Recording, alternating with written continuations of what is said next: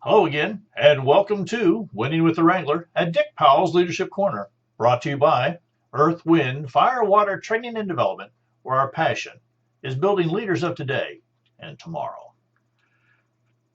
The information on today's program was gathered from many different places and many different people. So if you hear yourself in our conversation today, remember, it is not all about you. Now, today we have a very special person with us, Miss Robin. How are you doing today? I'm terrific. You know, when you brought this topic today to me, I have to tell you, I smiled a little bit because it seems like a common thread problem or opportunity. It is, and it's like something in orientation or training. We're missing something. We've been missing this point, and I got to tell you, I am not. I'm pretty much detail oriented and want to follow the rules. But when it comes to, we're going to be talking about quorums and things like that when you're making decisions. Those are not things that I've had to deal with. And all of a sudden, the other day, it just hit that, oh my gosh, we had a meeting, we made decisions, we made changes, and we do not have a quorum. And seems to be a situation. Let's go ahead and introduce this, though. Why don't you go ahead and do that? Okay. We're going to title this Organizing the Organization of Your BOF. And that's your business, your organization. Brain dead here. Your business, your organizations, your family, and your friends. And your friends and family probably don't fall into this category, but your organization and your business might. I think your friends just might. Your friends just might if you used everything and applied it across the board. Yeah. One of the things that Robin has written down here that I thought was very important, and she said, we are recruiting using bylaws, job descriptions, and common practices. Correct. And then you put et cetera. Et cetera. And I don't know what else you're using to organize yourself. But I'm thinking of how many organizations we've been in over the years where they have bylaws that we really, unless someone needs to change something specifically, it's usually in the body. And where we run into problems with quorums that's in the end part. When you're talking about amendments and how those are made. But how many times it was when someone comes on to a new board or an organization, are they really handed a set of the bylaws? Had they seen them before they've been offered a position? Right, in the recruiting process.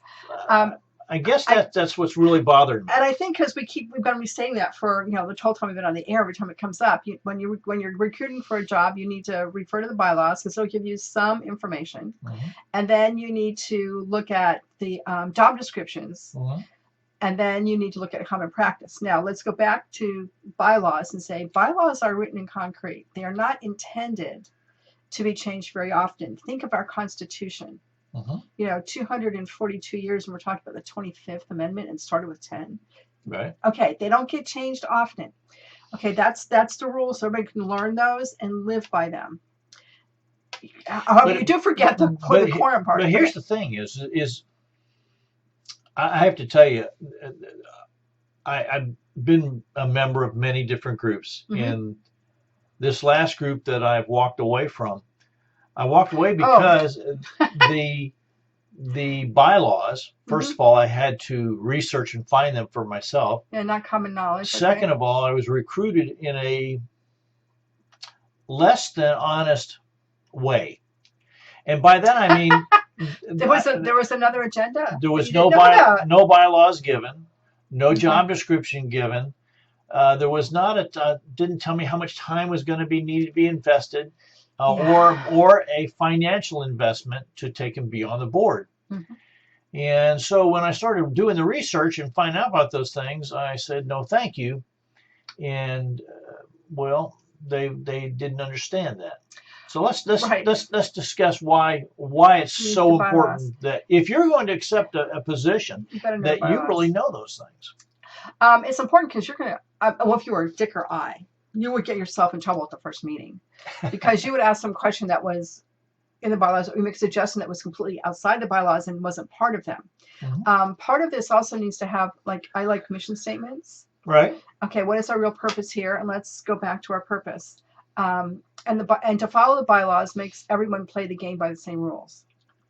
Well, this is the part that And it's bothers me. important that everybody I'm knows the not so rules and sure can in play the game. organization bylaws should be a game. Well, and I'm sorry, that was probably a bad term. Sorry. Well, no, I think it is. I think it is exactly what people Okay, are using is to play the game, and that really game. bothers me Well, one in of the an things organization. that has bothered me over many organizations, again, is that sometimes the bylaws are adhered to the letter of the word, and sometimes they're kind of let to slide. And when I want to let them slide, someone else wants to follow the word. I don't like that. So, so keep your bylaws, keep them current, keep them up to date. And most organizations at the end of the bylaws, where it has how to make amendments and the quorums, that kind of information, will tell you what's required to change the bylaws and how often they need to be really, really reviewed.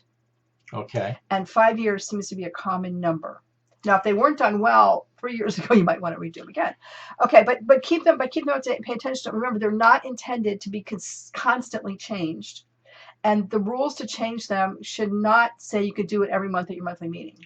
It should be a little broader than that. Now, if you're looking at this at the standing rules or job descriptions, those are a little different. They may change a little more often depending on personalities or requirements or what new directions the organization is taking. But they can be changed simply. Do you think it's a good guideline? I'm not going to say rule. I'm going to say guideline. That once a year, when you start your new year out and you have the board there or the team members, that you do kind of go over what the bylaws are. Well, the other part of that, which kind of lends into that, would be that at every meeting you restate your purpose and everything else. I think that's very and all important. that. And I know most organizations we're in don't do that.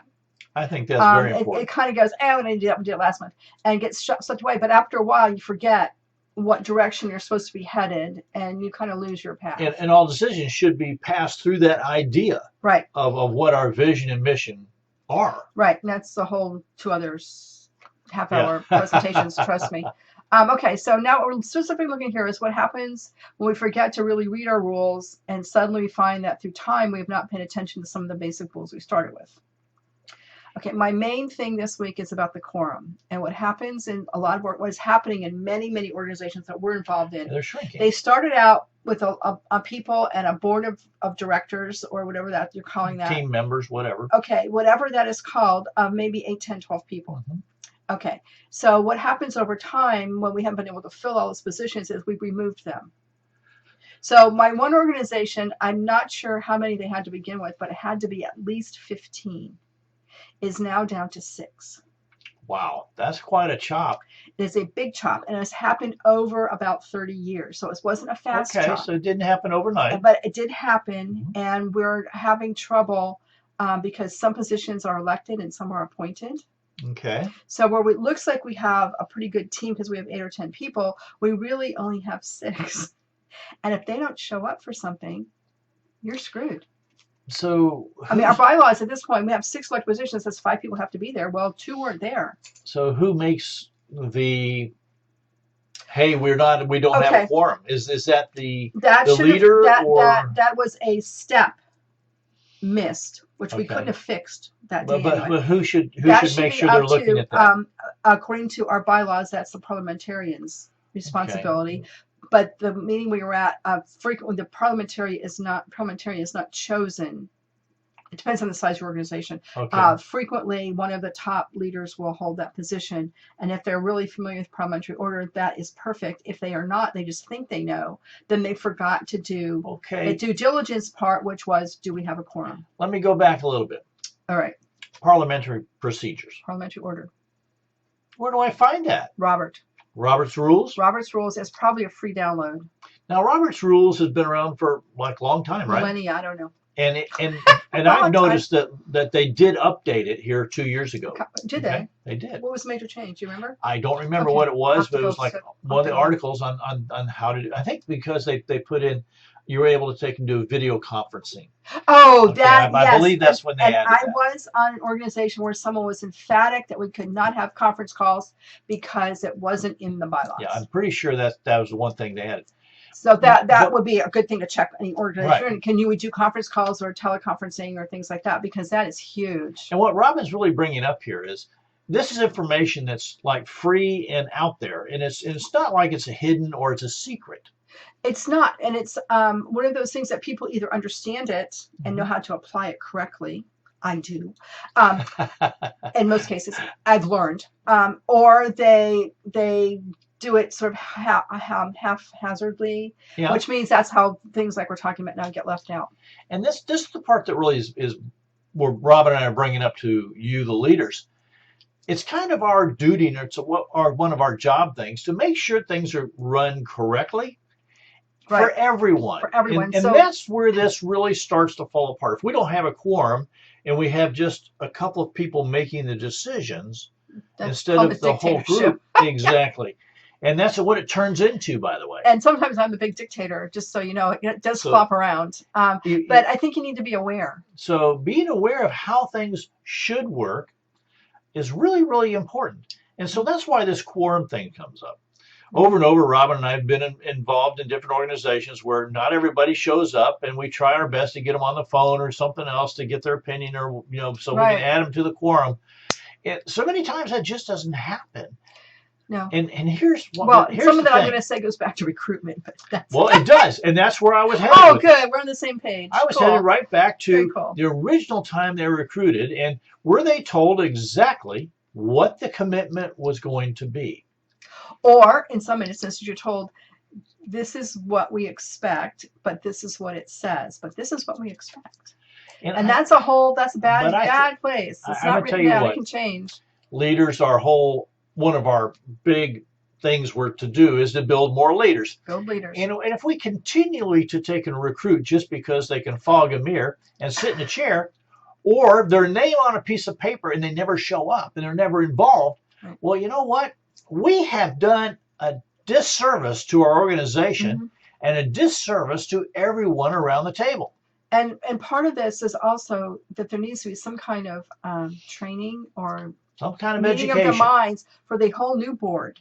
And it's someone on that board needs to do a halfway decent job, and something to instruct and encourage and tell people what their jobs are and what it means and how it applies to the organization, and also that they're important. Their voice is important, and don't disregard somebody, and don't put people on a committee or a board that doesn't have anything verbal to offer. They're just going to sit there through the meeting. They might show up every time, but they really have nothing to offer. Well, that's not good. One of the biggest things here that Robin just brought up was I was with an organization every year as the new board members came on.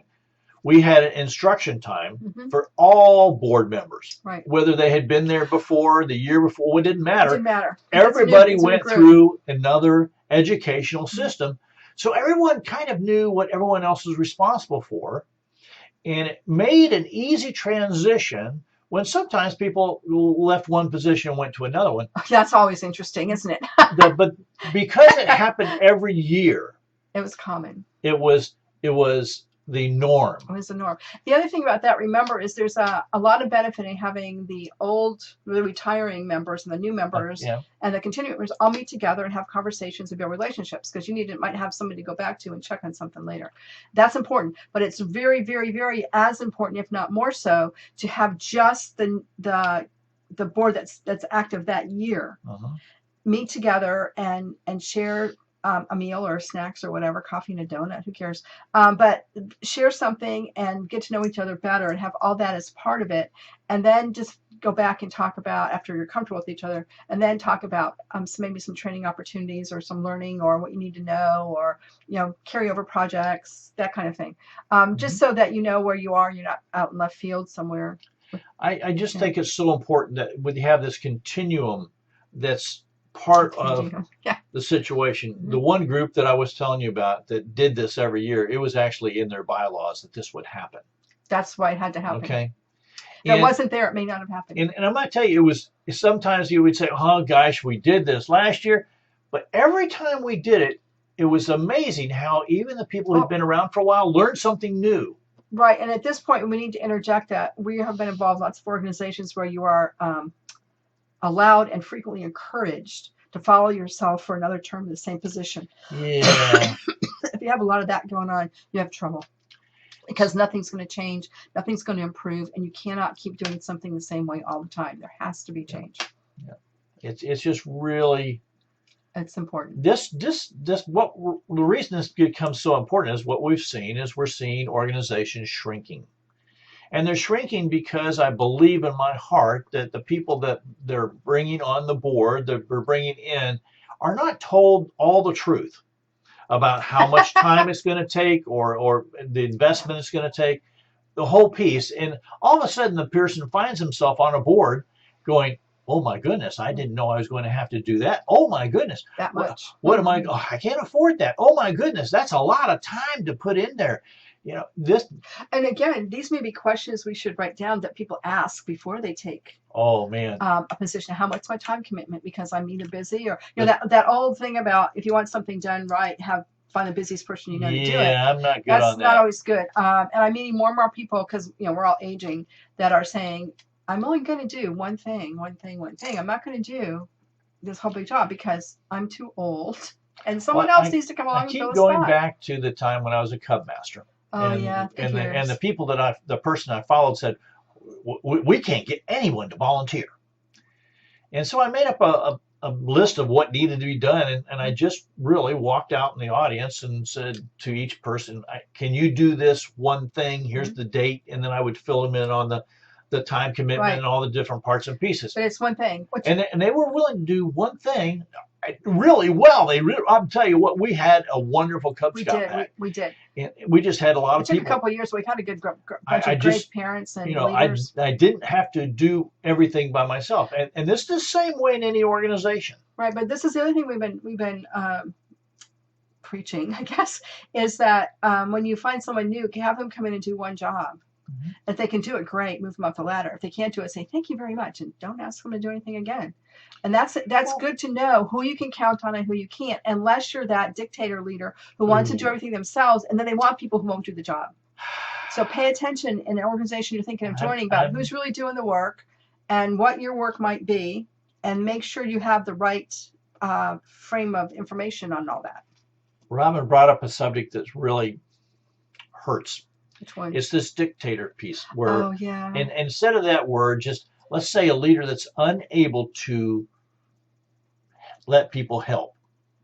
I still like dictator. I think it says it in a nutshell. I'm sorry. It's crude. It's rude. It's not nice, but it's true. And here's what happens in that situation. When people feel like they're neglected or they're left out, mm-hmm. sooner or later, they're either going to sit there and be really quiet mm-hmm. or they're going to leave. And if we look back into these organizations like Robin's talking about, where they had maybe 20 people on the board and now it's down to 8. Right. I will bet you if I do the research, we'll find a time when there was a person in charge, the lead leader, mm-hmm. who didn't delegate very well, didn't trust people on the board to do the job. And that's the big word there, trust. Trust. Yeah, you have to trust. And so here's another thing I'm going to stick in here. You need to know what people's gifts and talents are. Mm-hmm. And you know what? Just because I work at a bank, my gift and talent might not be a treasurer. I can tell you from my experience, just because you're the assistant manager of a bank doesn't mean you know one thing about bookkeeping or paying bills. Okay. I mean, that was a hard lesson. We're working with an organization right now where they have a person in charge of the building maintenance who has never built anything.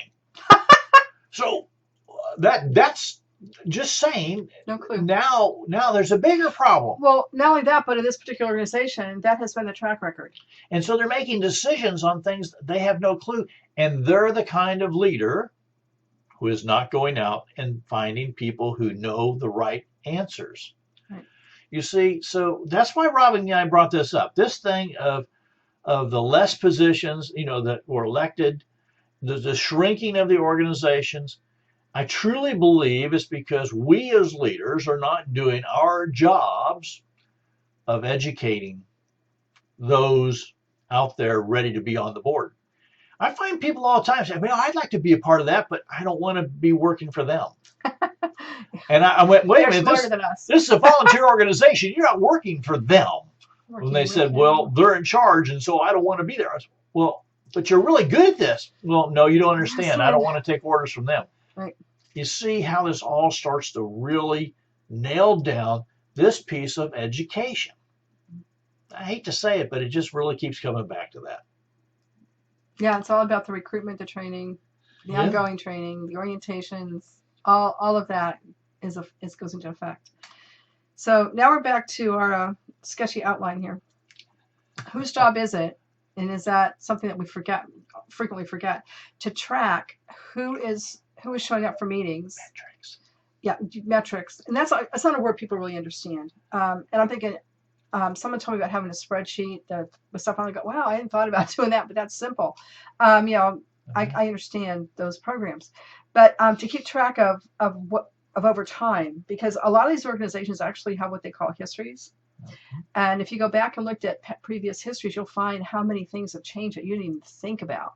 That somebody knew in the early years. And we track this, we track this, we track this, we track this. So an organization where you're tracking things, you'll know when you have, especially in our case at this point in time, whether you have a quorum or not, because you have tracked the different things. They're pretty specific. How many elected leaders, how many different units represented, and then you can make decisions. But again, not having paid too much attention to that many years, nobody noticed. So someone needs to take that into, and it can be just someone who only likes to do statistics. It could be Metrics. really, it could be part of the secretary's opportunity, just really to take in. All you got to do, Somebody. were you there or not? I Yeah. mean, that's pretty easy. Which groups represented at the big meeting? I mean, that really is not all that hard.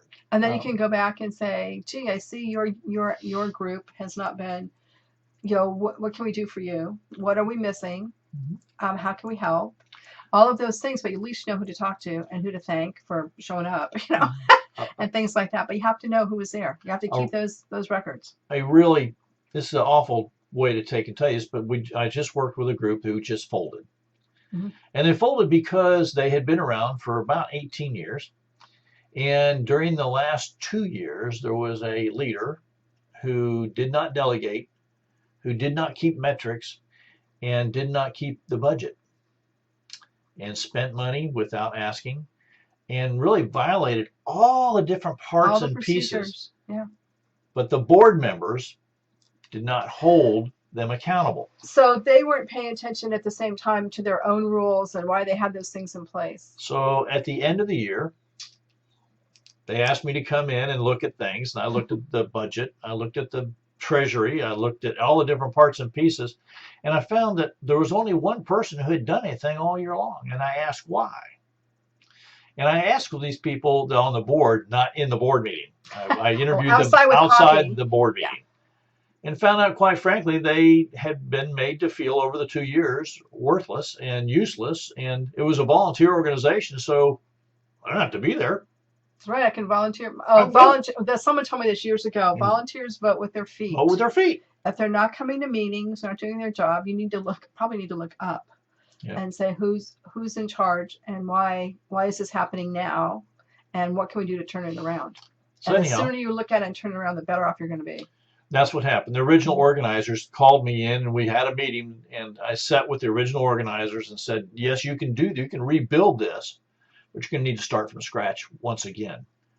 And they looked at me, and they were in their late. They're old. And so it was decided to close it down. Yeah. And what killed me is the person that really pushed this to the brink didn't step up and say, let's save this and let's do something with it. So that person didn't think it was worth saving? It would be called the Phoenix organization at that point, out of the ashes. That person was all about them.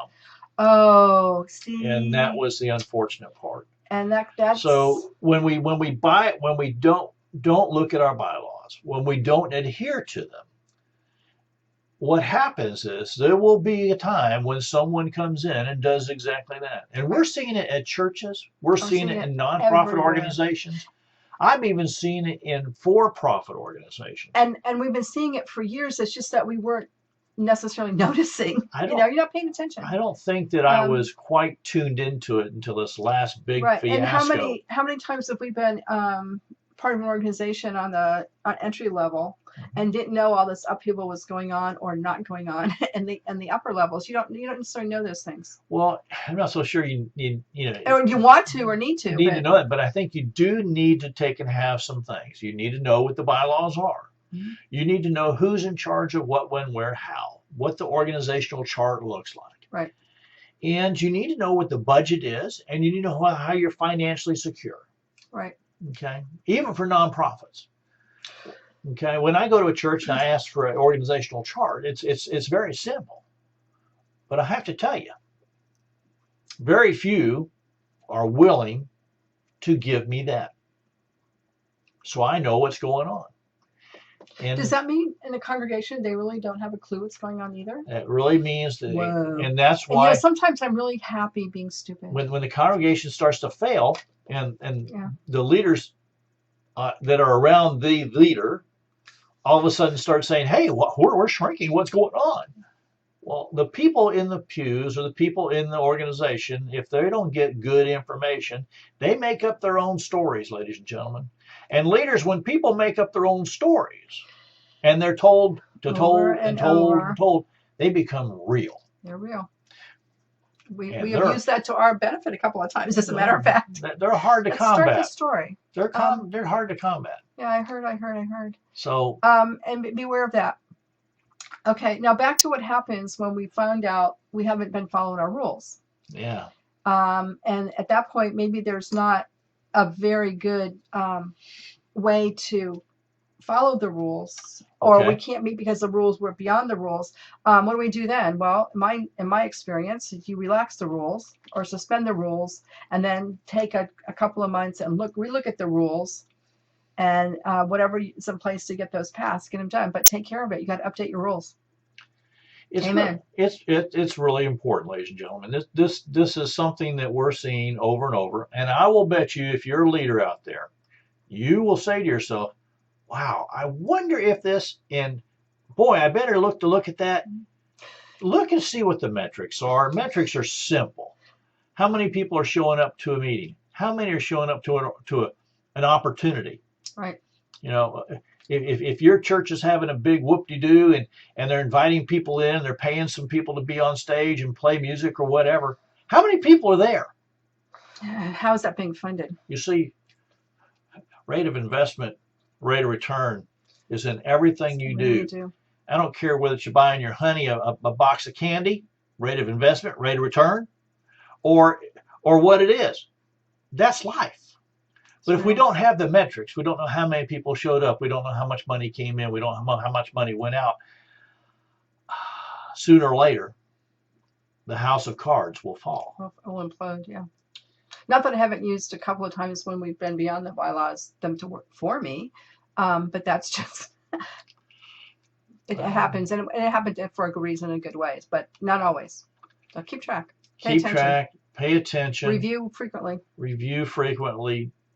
Make this a serious piece of being on the board or a team member. Right. That it's not just something you accept willy-nilly.